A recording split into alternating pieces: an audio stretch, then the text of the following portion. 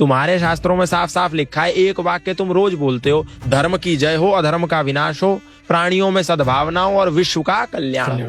सनातन धर्म विश्व के कल्याण का उद्घोष हर मंदिर से, हर सनातनी संस्थान से सुबह और शाम करता है। तुम्हारा सनातन धर्म ये संदेश देता है, सर्वे भवन्तु सुखिनः, सर्वे सन्तु निरामया, सर्वे भद्राणि पश्यन्तु, मा कश्चित् दुःख भाग् भवेत्। सभी सुखी हो, सभी निरोगी, सब पर बरसे ईश्वर की कृपा।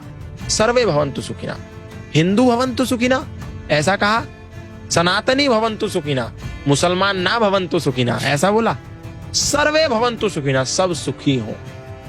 अयम निजः परो वैति गणनाम लघु चेतसाम, उदार चरितानाम तु वसुधैव कुटुंबकम। किसने कहा? सनातन धर्मी ने कहा। मेरा, आपका, छोटा बड़ा, ऊंचा नीचा, अपना पराया, गोरा काला, ये जो भेद है ये संकुचित विचारधारा, छोटी सोच वाले लोगों की है। उदार चरित्र वाले तो पूरी वसुंधरा को अपना परिवार मानते हैं। कौन कहता है? सनातन धर्मी कहता है।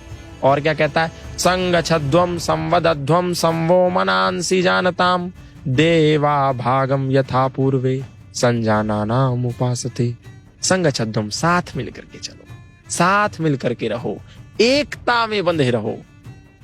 पर गौतम भाई, यहाँ पर आपने एकता की बात करी, हाँ। पर यहाँ पर इसी में मेरा एक, मुझे पता मैं बीच में इंटरप्ट कर रहा हूँ, बट आपने जैसे एकता की बात करी, अब राम मंदिर का आयोजन हुआ, राम मंदिर की इनॉग्रेशन हो गई, एकता की बात तो हो गई, बट अब यहाँ पर खबर आ रही है कि मुंबई में मीरा रोड में मुसलमानों ने हिंदुओं पर अटैक कर दिया, मॉब पे अटैक कर दिया। तो यहाँ पर एकता, मैं उसी पे आ रहा हूँ। ये तो सनातन धर्मी कहता है ना पूरी दुनिया को, अभी मुसलमानों पे आ रहा हूँ मैं।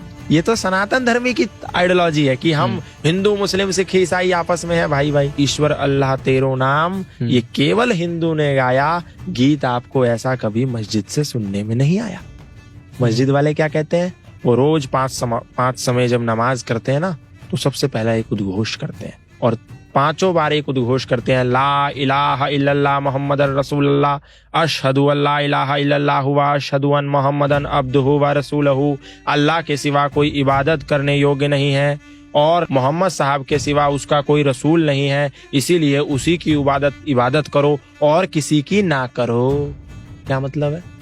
सिर्फ अल्लाह ही इबादत करने योग्य है और कोई नहीं। और रसूल यानी कि जो उनका मैसेंजर है वो केवल और केवल मोहम्मद साहब है, उसके सिवा कोई नहीं है। हम केवल उसको सजदा करते हैं, उसी की इबादत करते हैं। इसीलिए इस देश का मुसलमान कहता है कि वंदे मातरम नहीं कहूंगा, क्योंकि मेरी कुरान कहती है कि सजदा तो केवल अल्लाह ताला को करना है। इसीलिए मैं वंदे मातरम नहीं बोलता। तुम मेरे कंधे पर तलवार भी रखो तो भी मैं नहीं बोलता। क्यों? क्योंकि उसकी कुरान सूरा तौबा 9 आयत संख्या 5 कहती है, फैज़न सलखल अशहुरुल हुरुम फक्तुलुल मुशरिकीन हैसु वजदतुहुम वखुजुहुम वसरुहुम वक़उदुलहुम कुल्ल मरसदीन फ़इन ताबू व अक़ामुस सलाता व आतवुज़ ज़काता। ये काफिर हैं, जो मुशरिक हैं, ये नापाक हैं, जो अल्लाह ताला में नहीं मानते, जो मोहम्मद साहब में नहीं मानते, जो कुरान में नहीं मानते। इसीलिए जब हराम के महीने बीत जाएं तो इनको जहां कहीं पाओ इनकी घात में बैठो और इनको कत्ल कर दो। दूसरी एक आयत बोलती है, कातिलुल लज़ीना ला युमिनूना बिल्लाहि वला बिल यौमिल आखिर वला युहर्रिमूना मा हर्रमल्लाहु व रसूलहु वला यदीनूना दीनल हक्की मिनल लज़ीना ऊतुल किताब हत्ता यअतुल ज़िज़यत अन यदिव्यहुम सागिरून।